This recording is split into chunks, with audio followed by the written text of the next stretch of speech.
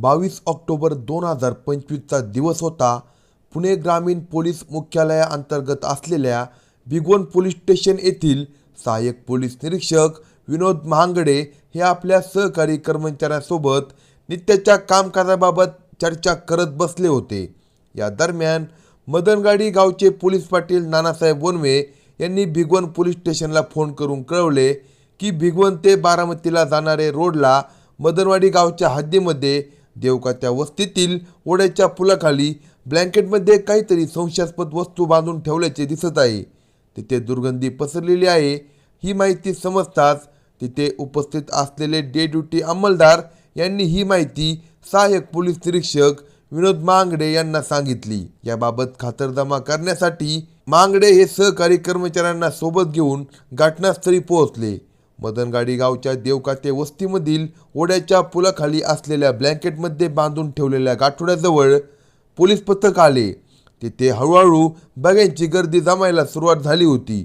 सहाय्यक पोलीस निरीक्षक महांगडे यांनी आपल्या सहकाऱ्यांना तसेच पोलीस मित्रांच्या सहकार्याने त्या काळ्या रंगाच्या ब्लँकेटमध्ये बांधलेले गाठोडे सोडले. त्या गाठोड्यामध्ये एक महिला जातीचा कुजलेल्या स्थितीत मृतदेह होता.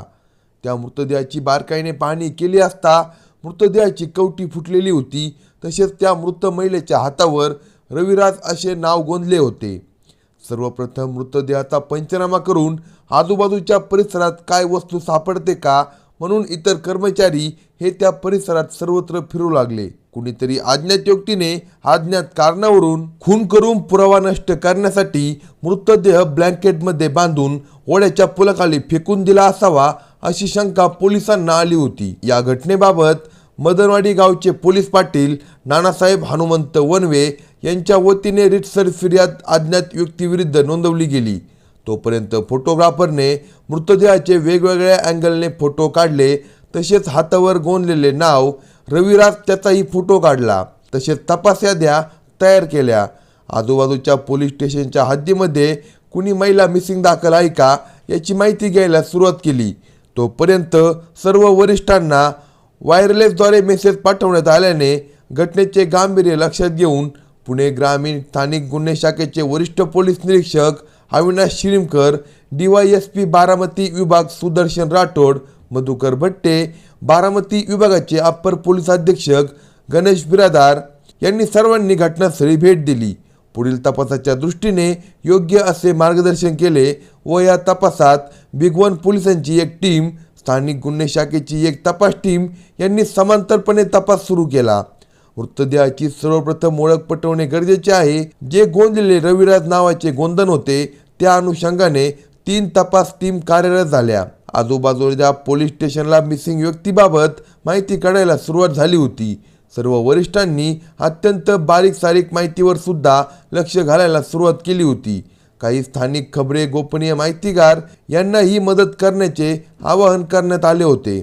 तसेच काही माहितीगार पोलीस कर्मचारी यांनाही पाचारण करण्यात आले. स्थानिक गुन्हे शाखेचे कर्मचारी बारामती DYSP यांच्या तपास टीमला याबाबत माहिती देऊन तपास करण्यात मदत करण्याचे आवाहन करण्यात आले.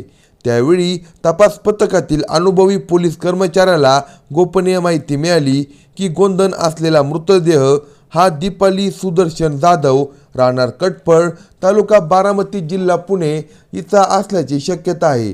तसेच हातावर रविराज नावाचे गोंधन आहे अशी माहिती मिळाल्याने पोलीस तपास पथकाने रविराज नामक इसमाचा शोध घेतला असता तो महिलेचा नवरा सुदर्शन उर्फ रविराज रणजित जाधव, वय 36, राहणार कटफळ, तालुका बारामती, जिल्हा पुणे असे असल्याचे समजले. त्याने आपली बायको दीपाली सुदर्शन उर्फ रविराज जाधव ही 14 ऑक्टोबर 2025 रोजी राहत्या घरातून कुठेतरी निघून गेल्याबाबतची मिसिंगची फिर्याद बारामती तालुका पोलीस स्टेशनला नोंदवली होती. मृतदेहाच्या हातावरील गोंधन हे बऱ्याच लोकांना माहिती होते. पोलिसांनी कटफळ गावामध्ये जाऊन माहिती काढली. त्यावेळी पोलिसांना असे समजले की ते नवरा बायको येथे एकत्र राहत होते. त्या दोघा नवरा बायकोमध्ये सतत कोणत्या ना कोणत्या कारणावरून वादविवाद होत असायचा. रविराज याला दीपालीचे कुठेतरी अनैतिक संबंध असावेत असा दाट संशय होता. त्यात ती गरोदर राहिल्याने त्यांच्यात रोज भांडणे होत होती. शेजाऱ्या पाजाऱ्यांना याची माहिती होती. जाधव नवरा बायकोमधील दररोजचे भांडण ऐकून शेजारी पाजारी देखील कंटाळले. पहिल्यांदा त्यांनी त्यांच्यातील भांडण मिटवण्याचा प्रयत्न केला, पण ते ऐकत नसल्याने आता शेजारी देखील त्यांच्याकडे दुर्लक्ष करणे पसंत करत होते. दिनांक 12 ऑक्टोबर 2025चा दिवस होता. या दिवशी सकाळीच या नवरा बायकोची कडाक्याची भांडण झाली.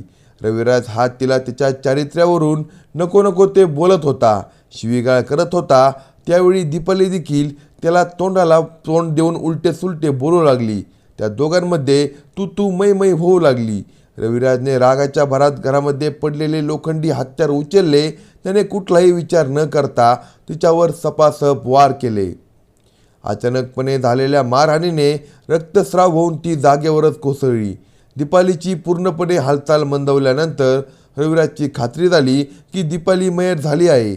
आता मात्र त्याचे धाबे दणाणले. त्याने हा खून झाला आहे हे कळू नये यासाठी तिचा मृतदेह कुठेतरी लांब टाकून द्यावा असा विचार केला. त्यासाठी त्याने तिचा मृतदेह ब्लँकेटमध्ये गुंडाळून बांधला. आपल्या ज्युपिटर गाडीवर तो गाठोडे घेऊन तो बारामती राशीन रोडवरील मदनवाडी तालुका इंदापूर गावाच्या हद्दीतील ओढ्यावर आला. तेथील पुलाखाली पाण्यात त्याने तो मृतदेह फेकून दिला. ब्लँकेटमध्ये गुंडाळलेला तो मृतदेह त्याने टाकून दिला होता. पुरावा नष्ट करून जणू काही घडलेच नाही अशा आविर्भावात तो बारामती तालुका पोलीस स्टेशनमध्ये गेला आणि आपली बायको हरवल्याची तक्रार दाखल केली. मृतदेह मिळाल्यानंतर मृतकाच्या हातावरील गोंदणावरून पोलिसांनी मृतकाची ओळख पटवली. त्यानंतर गावामध्ये जाऊन माहिती घेतली आणि मग पोलिसांनी संशयिताला अटक केली. पोलिसांना दाम्पत्यामध्ये भांडणे होत असल्याचे समजल्याने रविराजला ताब्यात घेतल्यानंतर चौकशी केली असता तो उडवाउडवीची उत्तरे देऊ लागला. त्याचे ते खोटे बोलणे ऐकून पोलिसांनी आपल्या खाक्या दाखवल्या. तेव्हा मात्र रविराजला खरे सांगावेच लागले आणि त्याने गुन्हा कबूल केला. त्याने आपल्या बायकोचा खून करण्याचे कारण तिचे विवाहबाह्य असलेले संबंध होते असे सांगितले. शिवाय ती गरोदर होती या कारणावरून आमच्यात रोज भांडणे होत असायची. गुन्ह्यात त्याने वापरलेली गाडी जप्त करण्यात आली. रविराज विरुद्ध बिगवण पोलीस स्टेशनला गुन्हा दाखल करण्यात आला. या गुन्ह्याचा अधिक तपास कोल्हापूर परिक्षेत्राचे विशेष पोलीस महानिरीक्षक सुनील फुलारी यांच्या मार्गदर्शनाखाली सुरू आहे. अशाच नवनवीन क्राईम स्टोरी ऐकण्यासाठी कलम 302 या मराठी चॅनलला सबस्क्राईब करा आणि आपल्या प्रतिक्रिया कमेंट बॉक्समध्ये कळवा.